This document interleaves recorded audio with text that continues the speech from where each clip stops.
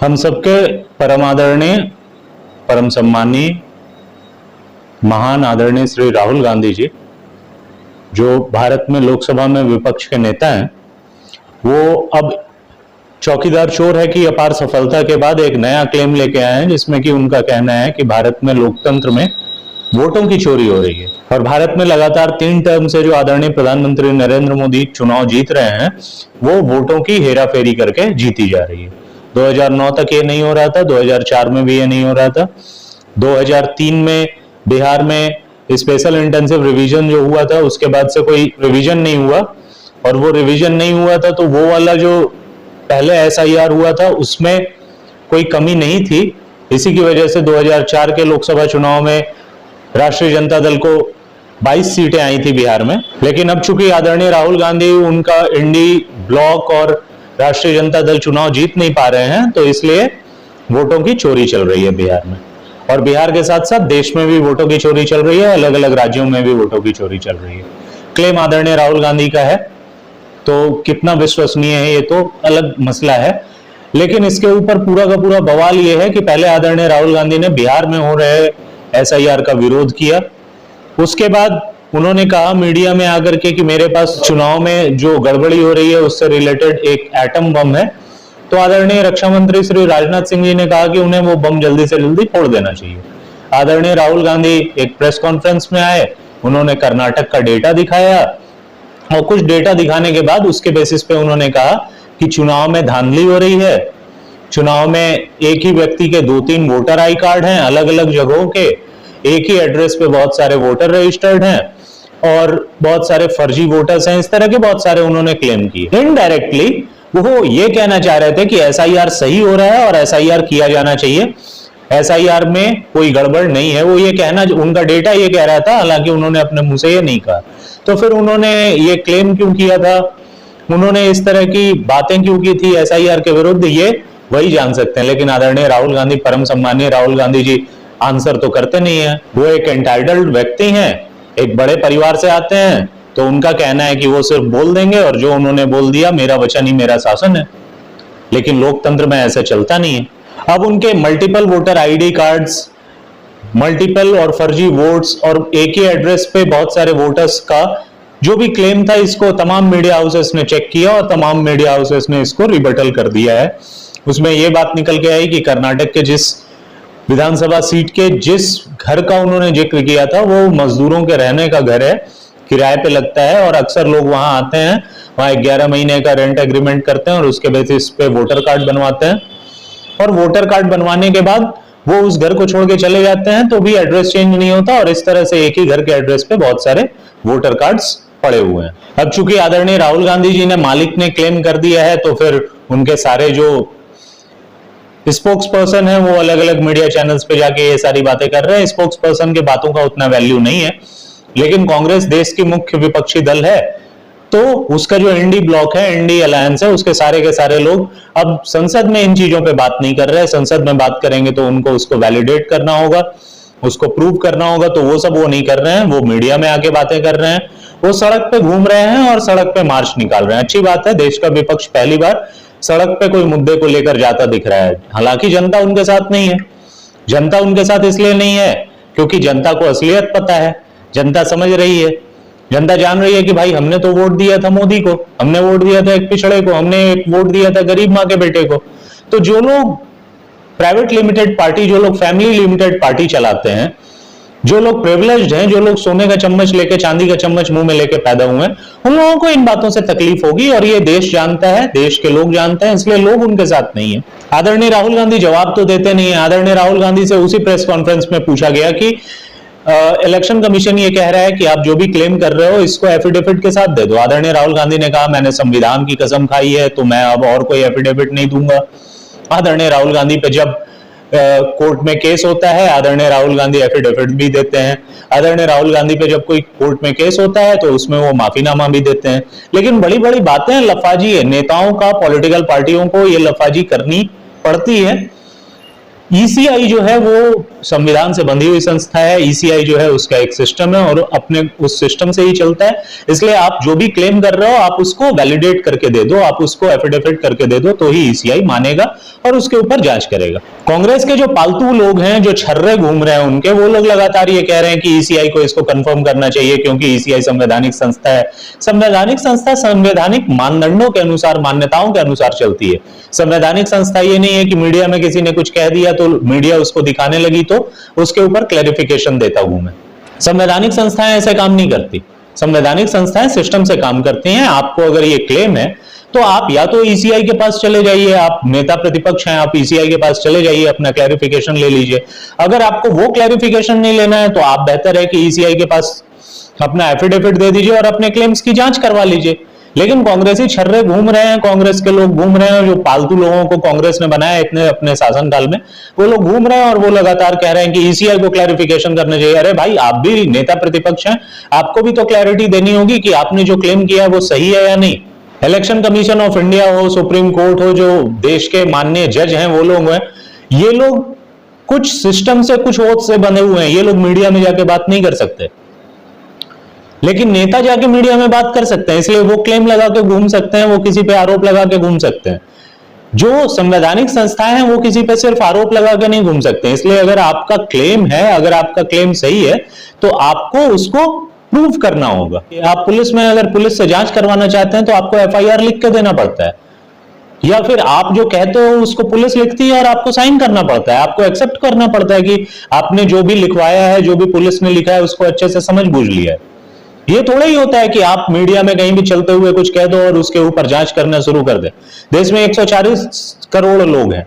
आप नेता प्रतिपक्ष हो अलग बात है, आप सांसद हो अलग बात है, लेकिन देश में ऐसे कम से कम 750-800 सांसद हैं। सबके क्लेम को लेकर घूमता रहे क्या ईसीआई? आदरणीय राहुल गांधी की हिस्ट्री जो रही है, आदरणीय राहुल गांधी की नेता प्रतिपक्ष के तौर पर जो काम रहा है या विपक्ष के नेता के तौर पर जो काम रहा है, वो संदिग्ध हमेशा से रहा है। जब से वो सत्ता से बाहर गए हैं तब से वो लगातार सिर्फ और सिर्फ सवाल पूछने के नाम पे कुछ भी हैवॉक क्रिएट करते हुए चले जाते हैं। हालांकि आदरणीय राहुल गांधी प्रोग्रेस कर रहे हैं, आदरणीय राहुल गांधी सीख रहे हैं। जिस तेजी से उन्होंने सीखा है 2014 के बाद, अगर उन्होंने 2004 में जब वो पहली बार अमेठी से सांसद बने थे तब उन्होंने सीखा होता, आदरणीय राहुल गांधी ने जो भी उस समय किया 2004 से 2014 में, चाहे वो प्रधानमंत्री के अध्यादेश को फाड़ना ही क्यों ना हो, बीच प्रेस कॉन्फ्रेंस में वो अध्यादेश प्रतीकात्मक तौर पे उन्होंने फाड़ा था, लेकिन उन्होंने फाड़ा था और इन चीजों को देश नहीं भूल सकता। 2004 से 2014 तक उन्होंने कोई रिस्पॉन्सिबिलिटी नहीं ली। अब वो नेता प्रतिपक्ष के तौर पर निखर रहे हैं, अच्छी बात है। सड़क पर भी संघर्ष करते दिख रहे हैं, अच्छी बात है। लेकिन जो तय मानदंड है, जो सिस्टम है, उसको तो उनको फॉलो करना ही होगा। ईसीआई को अपना वो क्लेम जो उनका है, वो क्लेम उनको रिटर्न में एफिडेविट के साथ देना होगा। आदरणीय राहुल गांधी ने राफेल को लेकर क्लेम्स किए हैं, आदरणीय राहुल गांधी ने पेगासस को लेकर क्लेम्स किए हैं, आदरणीय राहुल गांधी ने हिंडनबर्ग रिपोर्ट को लेकर क्लेम किया है। आदरणीय राहुल गांधी अडानी अंबानी के नाम पे हमेशा आरोप लगाते रहते हैं और उनकी राज्य सरकारें अडानी अंबानी के साथ करार करती रहती हैं। तो आदरणीय राहुल गांधी जो कहते हैं और उनकी जो पार्टी करती है, उनकी जो सरकार करती है, वो जो खुद करते हैं उसमें बहुत कॉन्ट्रडिक्शन है। इसलिए आदरणीय राहुल गांधी को अपना क्रेडिबिलिटी साबित करना होगा और वो क्रेडिबिलिटी साबित तभी हो पाएगा जब वो एक एफिडेविट के साथ ये आरोप लगाएं, ताकि वो बंधे कि उन्होंने कोई आरोप लगाया है, वो सही है या गलत है, जो भी है उसके ऊपर वो बंधना तो होगा ना। ऐसे खुले थोड़े घूम सकते हैं। अब ईवीएम के ऊपर ब्लेम नहीं लगाया जा रहा है, ईवीएम को विलन नहीं बनाया जा रहा है, ईवीएम क्लेम बंद हो गया है। इसका मतलब है कि ईवीएम के ऊपर जो ये लोग तमाशा करते थे वो बोगस था। ईवीएम के ऊपर जो ये लोग तमाशा किया करते थे उसमें कोई जान नहीं थी, तभी वो ईवीएम पे अब बात नहीं करते। अब उनका सीधा कहना है कि चुनाव का पूरा पॉलिसी सिस्टम ही रिग्ड है, चुनाव के वोटर्स ही रिग्ड हैं। ये तो एक तरह से लोकतंत्र को सीधे नहीं मानना है। अगर आपके पास प्रूफ है तो आपको देना पड़ेगा, और वो प्रूफ इस तरह मीडिया में नहीं दिया जा सकता। आप जाइए ईसीआई के दफ्तर जाइए, आप जो मार्च कर रहे थे 300 सांसदों के साथ, ईसीआई ने कहा 30 सांसद लेके आइए, आप नहीं माने, पुलिस ने आपको डिटेन किया। आपको अगर इसको चैलेंज करना है तो एक तरीके से ही चैलेंज कर सकते हैं। इसी विपक्ष और इसी विपक्षी दलों के मांग पर ईवीएम को, हर एक ईवीएम को वीवीपैट से जोड़ा गया 2019 के चुनाव में। वीवीपैट में कोई डिस्क्रिपेंसी नहीं आई। बाद में ईवीएम के ऊपर क्लेम किया गया, ईवीएम का जब हैकाथन ईसीआई ने करवाया, कोई हैक करने नहीं गया ईवीएम को। अभी भी लेकिन वो लोग कहते हैं कि टाइम टू टाइम की ईवीएम हैक्ड है। बार बार चुनाव आयोग कहता है कि ईवीएम किसी मशीन से किसी दूसरे नेटवर्क से जुड़ा ही नहीं है, इसलिए उसको हैक नहीं किया जा सकता। बार बार ये कि लोग कहते हैं कि पिलास पेचकस लेके हमें खोलना ही है, उसको स्क्रू ड्राइवर लेके खोलना है, तब हम रिग करेंगे। इलेक्शन के जो बूथ्स रहते हैं वहां कोई अपने मोबाइल के ब्लूटूथ का या मोबाइल के हॉटस्पॉट का नाम रख लेता है ईवीएम, और ये लोग वहां पर हल्ला मचाना शुरू कर देते हैं। ऐसे नहीं चलता है। आम आदमी पार्टी ने एक नया तमाशा खड़ा किया था, स्ट्रांग रूम जो चुनाव के बाद जहां पर ईवीएम्स रखी जाती हैं उनको वो मॉनिटर करते थे। वहां पर तो पहले से सरकार की बहुत सारा सिस्टम है और आप सिर्फ उसके वीडियो को देखकर चेक कर सकते हो कि वहां कोई रिगिंग हुई है या नहीं। लेकिन ये तमाशे पॉलिटिकल पार्टियां करती हैं। जो संवैधानिक संस्थाएं हैं वो अपने मर्यादाओं से बंधी हुई हैं। वो इस तरह से आपके छर्रों के कहने पर इलेक्शन कमीशन खुद आके अपना क्लैरिफिकेशन नहीं देगा। आप उन पे क्लेम बनाओ, वो अपना क्लैरिफिकेशन आपको लिखित में देंगे। बहुत ज्यादा आपको लगता है आप सुप्रीम कोर्ट में जाओ, वहां हलफनामा दो। हलफनामा तो आप दोगे नहीं। सुप्रीम कोर्ट के नाम पे आपने कह दिया था कि रफाल में सुप्रीम कोर्ट ने भी मारा कि चौकीदार चोर है, और जब सुप्रीम कोर्ट ने आपको डांट लगाई तो आपने माफीनामा दिया, और उस पर भी सुप्रीम कोर्ट संतुष्ट नहीं हुआ। उसने कहा क्लियर कट लिखो कि हमने ये माफीनामा दिया है। क्लियर कट आदरणीय सुप्रीम कोर्ट ने इस तरह का कहा था, कुछ मिलता जुलता, कि आप क्लियर कट इस पे माफी मांगो।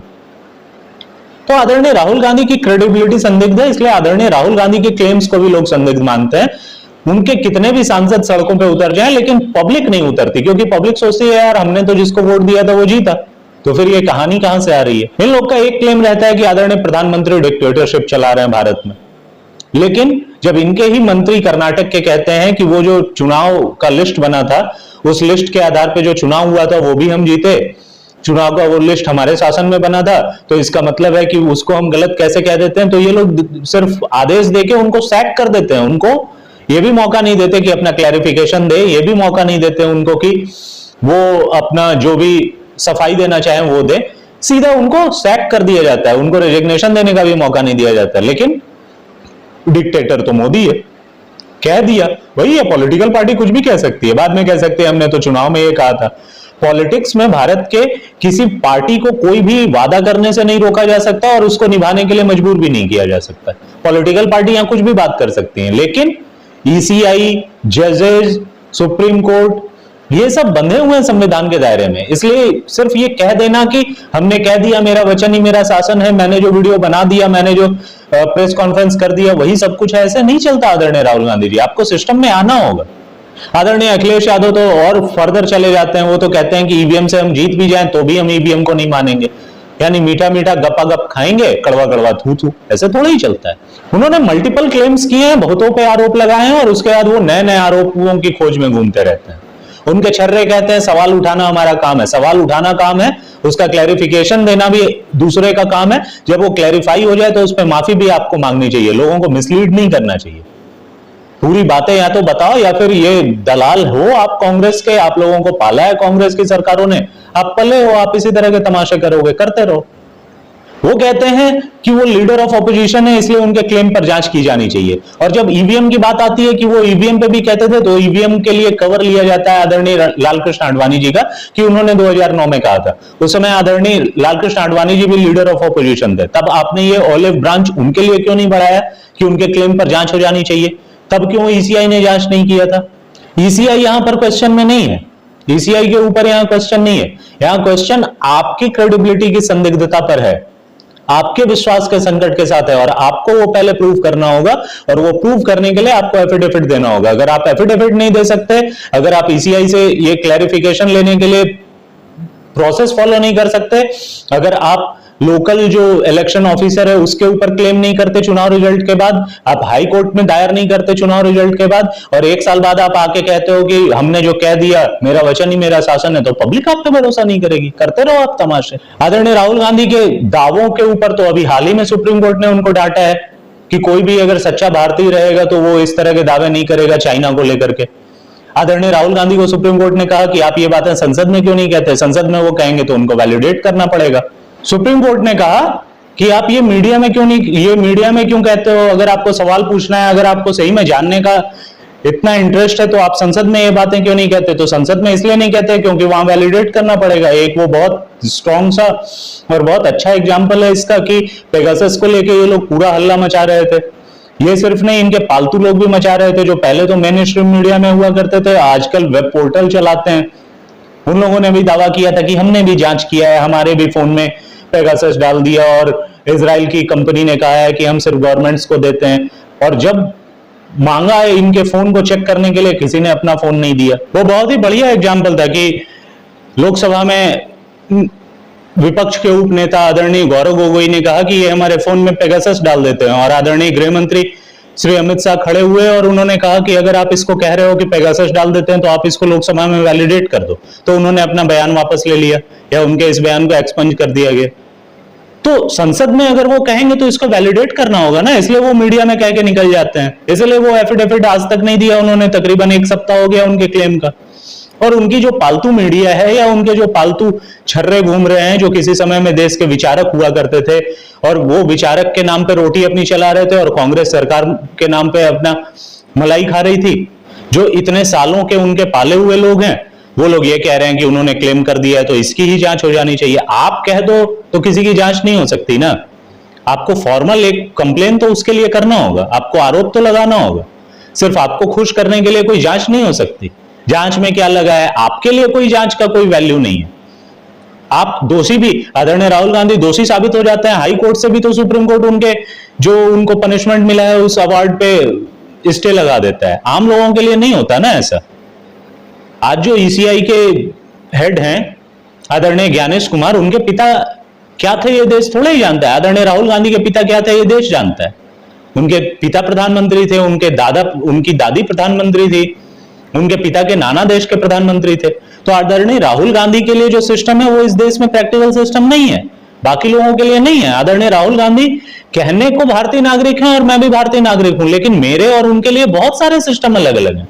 उनके लिए कोर्ट में आदरणीय कपिल सिब्बल खड़े होते हैं, उनके लिए कोर्ट में आदरणीय अभिषेक मनु सिंघवी खड़े होते हुए हैं। मुझे ये सोचना होगा कि मेरे लिए कौन से वकील खड़े होंगे, मुझे इसकी चिंता करनी होगी। इसलिए सिर्फ जांच में क्या रखा है, जांच करने में क्या जाता है, लोगों का विश्वास बन जाएगा। आपको विश्वास नहीं है तो आप एफआईआर करो, आप क्लेम दो। लोगों को विश्वास है इसलिए लोग आपके साथ खड़े नहीं होते हैं। और 3 बार अटेम्प्ट करने के बाद भी आपको 100 सीटें नहीं मिलती हैं। पिछले 3 लोकसभा चुनाव से लगातार, पिछले 3 लोकसभा चुनाव में जितनी आपको सीटें मिली उससे ज्यादा भारतीय जनता पार्टी को इस बार सीट मिली है, अगर वो बहुमत से दूर भी रह गई है तो ये तमाशे करना बंद करो। आप एक तरह से वो एसआईआर का समर्थन ही कर रहे हैं। फिर बिहार के लिए वो क्यों नहीं कर रहे थे एसआईआर का समर्थन? उनका कॉन्ट्राडिक्शन इतना है। वो यही कह रहे हैं ना कि वोटर लिस्ट में गड़बड़ियां हैं, एक वोटर 2-3 जगह पर रजिस्टर्ड है, बहुत सारे ऐसे वोटर्स हैं जो गलत रजिस्टर्ड हैं, एक ही एड्रेस पे बहुत सारे वोटर्स रजिस्टर्ड हैं। तो वो सुधार कैसे होगा? इंटेंसिव रिवीजन ही उसका उपाय है ना। तो वही तो ईसीआई करवा रहा है। तो इसमें आपको तकलीफ क्या है? कहना आप वही चाह रहे हो, करवाना आप वही चाह रहे हो, और उसको एटम बम का नाम दे रहे हो। आज तो आदरणीय सुप्रीम कोर्ट ने पूछा कि आप कह रहे थे कि 1 करोड़ से ज्यादा करोड़ों वोटरों के नाम कट जाएंगे, 9 करोड़ 70 लाख वोटर है, उनमें 9 करोड़ 24 लाख का फॉर्म आ गया है, तो कहां चले गए वो करोड़ों वोटर? तो उस पर जवाब आपको नहीं सूझा। 2-1 लोगों को लेकर एक इनके ही छर्रे हैं, पालतू रहे हैं। पहले वो पिच तैयार किया कर रहे थे 2022 के चुनाव के समय, कभी वो किसान बन जाते हैं, कभी वो एस्ट्रोनॉट बन जाते हैं, वो कुछ भी बन जाते हैं। वो एक व्यक्ति को लेकर आ गए और कहा कि इनको मृतक कह दिया है। तो ईसीआई के वकील ने बहुत अच्छा कहा कि ये सब जो नाटक है आपका, ये टीवी स्टूडियोज में चलता है, कोर्ट में आपको सिस्टम से आना पड़ेगा। देखिए, पॉलिटिकल पार्टियां और पॉलिटिकल लोग क्लेम करते हैं, लोगों पे आरोप लगाते हैं, फिर उस पे वो या तो माफी मांग लेते हैं या भाग जाते हैं। हमें आदरणीय केजरीवाल का एग्जाम्पल पता है, उन्होंने किस पर आरोप नहीं लगाया, किस पर आरोप नहीं लगाया, और सबने उन पे मानहानि का दावा किया और सबसे लिखित रूप में उन्होंने माफी मांग ली। तमाशा ये चलता है, कुछ दिनों तक जनता मानती है, 10 सालों तक दिल्ली की जनता ने माना, अब वो चले गए हैं, दिखते ही नहीं बेचारे। बड़े बड़े क्लेम थे उनके कि हमने तो शिक्षा बदल दिया, तो हमने स्वास्थ्य बदल दिया, तो हमने ये कर दिया, वो कर दिया, आज वो दिखते नहीं है। तो क्लेम लगाना पॉलिटिकल पार्टियों का और पॉलिटिशियंस का दूसरे पे आरोप लगाना ये चलता रहता है, और फिर माफी भी मांग लेते हैं या फिर कह देते हैं कि इलेक्शन हीट में हमने ये किया। लेकिन ईसीआई एक संवैधानिक संस्था है, उस पर अगर आप कोई क्लेम करते हो तो आपको सिस्टम से क्लेम करना होगा और सिस्टम से उसका जवाब आपको मिलेगा। ईसीआई जवाबदेह संस्था है, ईसीआई गवर्नमेंट संस्था है, उसको वो पब्लिक के लिए जवाबदेह है। एडीआर नाम की जो संस्था चल रही है, एसोसिएशन फॉर डेमोक्रेटिक रिफॉर्म, क्या है इसकी क्रेडिबिलिटी? कौन है ये लोग, कहां से आए हैं, बार बार इनके कुछ फालतू लोग एडीआर एडीआर करते रहते हैं। क्या है एडीआर? आप नाम कुछ भी अपना रख लो, बहुत एकदम फैंसी सा नाम रख लो, तो आपके क्या वैल्यू हो जाती है क्या?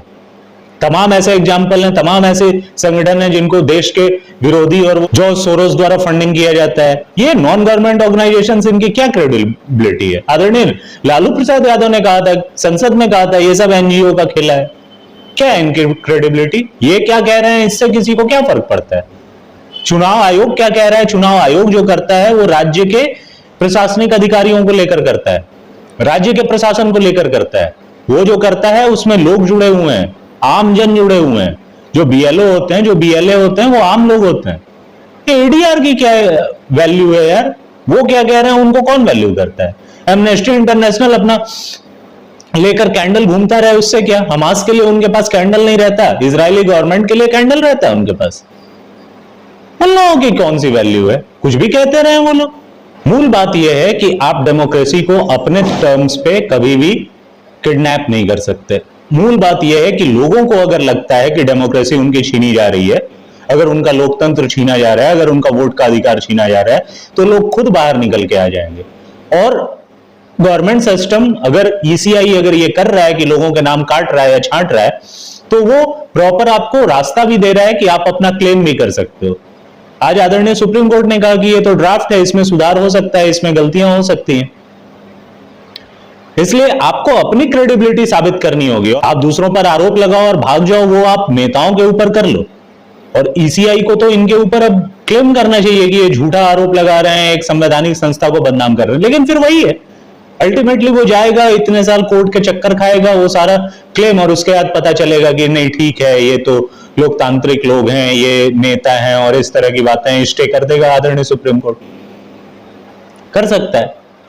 तो ये लोगों को दिग्भ्रमित करने की कोशिश है ना। और बहुत सारे लोग कह रहे हैं कि देश के चुनावी सिस्टम को या देश में एक तरह से अराजकता फैलाने की ये कोशिश है, और बिल्कुल इसके लिए जवाबदेह आदरणीय राहुल गांधी को होना चाहिए। इसलिए आदरणीय राहुल गांधी अगर नेता प्रतिपक्ष हैं, लोकतंत्र में उनकी आस्था है, तो उनको अपने क्लेम्स के ऊपर लिखित में देना चाहिए ये, और उसके बाद जो जवाब आए उस पर माफी मांगनी चाहिए उनको।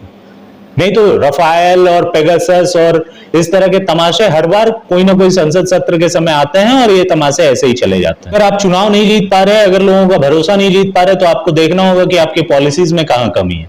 ये ना खेलब ना खेले दे, गुच्ची में थूक दे, ये तमाशा करने से कुछ नहीं होगा। क्योंकि लोग देख रहे हैं, लोग भी आज जागरूक हैं अपने अधिकारों को लेकर, और लोगों को पता है कि हमने जो किया है, हमने जिसको वोट दिया है, उसी के पास हमारा वोट गया है। इसलिए लोग आपके साथ नहीं है। आप एक सिस्टम में चलिए, अपने सिस्टम में जो भी दावे हैं, जो भी आरोप हैं, उनकी जांच करवाइए। इस तरह तमाशा करने से कुछ नहीं होगा। आपकी क्रेडिबिलिटी ऑलरेडी संदिग्ध है, और वो और ज्यादा संदिग्ध होती रहेगी। धन्यवाद।